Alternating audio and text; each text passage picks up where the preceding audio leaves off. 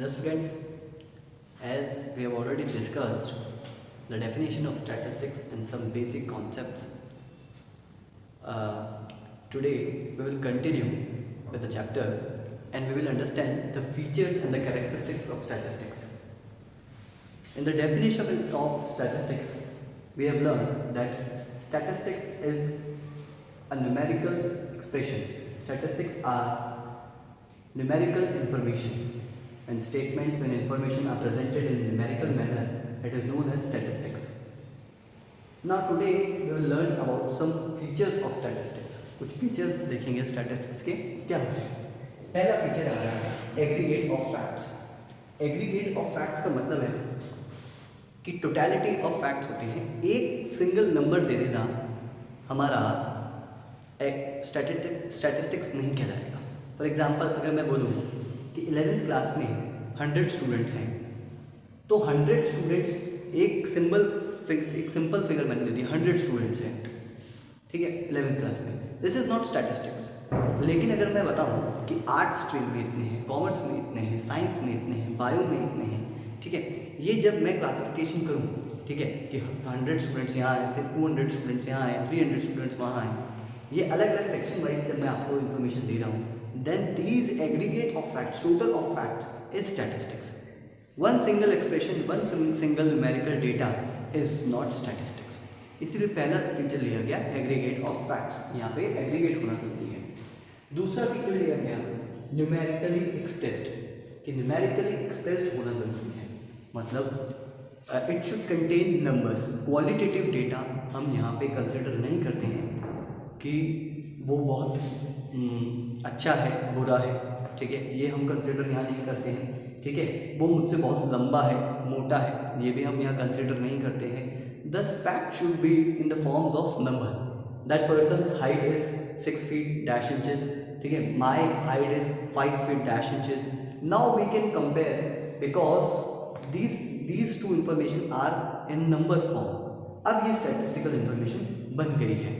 तो अगर नंबर्स में अगर एक्सप्रेस कर रहे हैं then that information is statistics. अगर नंबर्स उसके अंदर नहीं है तो वो इंफॉर्मेशन स्टैटिस्टिक्स नहीं कहलाएगी. Third point is multiplicity of causes. Multiplicity of causes का मतलब क्या है? कोई भी स्टैटिस्टिकल इंफॉर्मेशन एक फैक्टर से अफेक्ट नहीं होती है. हर स्टैटिस्टिकल इंफॉर्मेशन बहुत सारे फैक्टर से अफेक्ट होती है. मतलब कि एक फैक्टर यहाँ पे नहीं रहता है, ठीक है. एग्जाम्पल हम लेते हैं कि मान लीजिए मैं बोल रहा हूँ वीट की प्राइस, वीट का प्रोडक्शन इस बार इंक्रीज़ हुआ है 20%, 30% पिछले साल के कंपैरिजन में इंक्रीज़ हुआ है. अब ये जो इंक्रीज इन वीट प्रोडक्शन है ये statistical information. Increase in production of wheat by 30%, this is a statistical information. But the causes behind this increase might be multiple, might be several. कि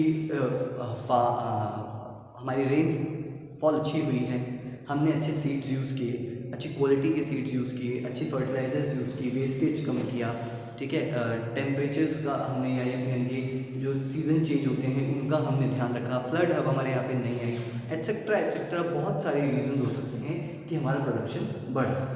तो हर स्टैटिस्टिकल इंफॉर्मेशन को, for every statistical information there are multiple causes that affect that statistical information. ठीक है, चलिए आइए next देखते हैं. रीजनेबल एक्यूरेसी, ये बहुत इंपॉर्टेंट है. while collecting any statistical information you should keep a reasonable accuracy. Accuracy दिमाग में होनी चाहिए. Accuracy should be in your mind कि हम जो इन्फॉर्मेशन कलेक्ट कर रहे हैं वो करेक्ट है या नहीं है. जो इन्फॉर्मेशन कलेक्ट करने का मेथड हम यूज़ ले रहे हैं वो करेक्ट है या नहीं है.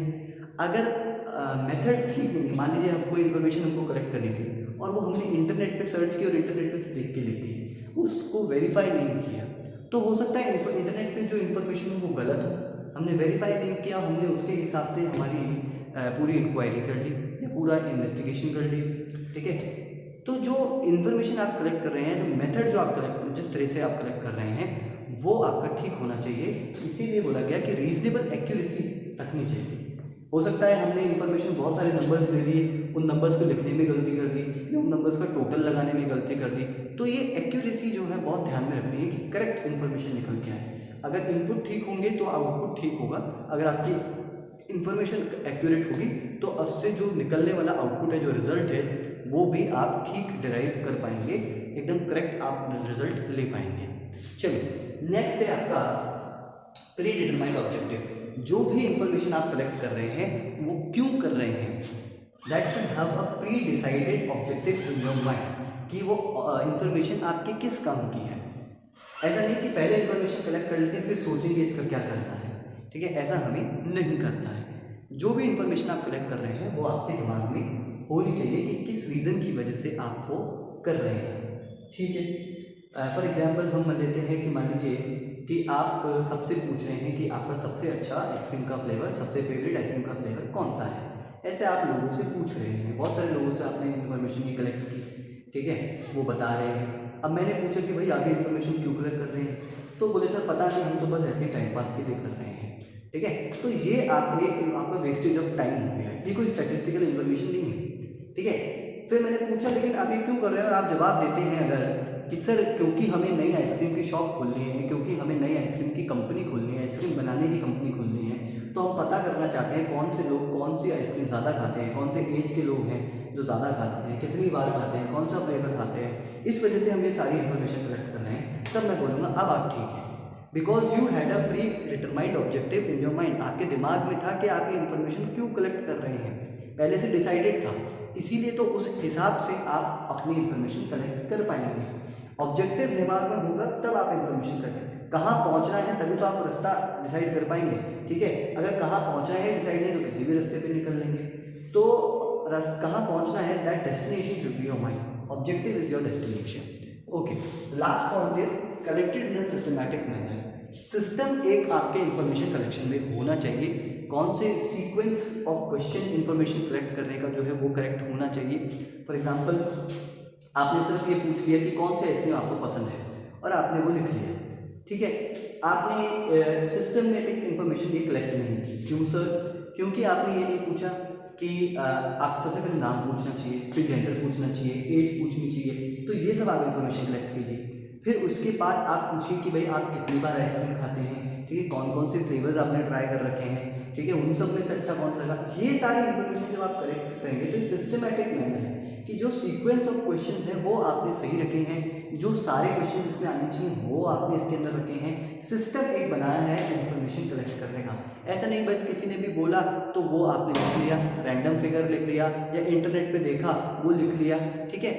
तो या सीक्वेंस आपके क्वेश्चंस का ठीक नहीं था, तो आपके इन्फॉर्मेशन के अंदर सिस्टम नहीं रहेगा, सिस्टमैटिक मैनर नहीं होगा, तो वो इन्फॉर्मेशन जो है वो इतनी ज़्यादा काम की नहीं होगी।